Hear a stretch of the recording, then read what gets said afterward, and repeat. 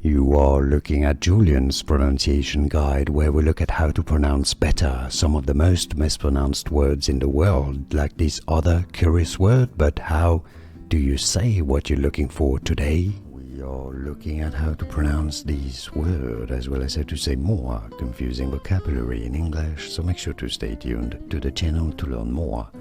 This is the American spelling of it, and the American pronunciation is as neighbors, while the British English pronunciation is as neighbors, or neighbors. And now you know.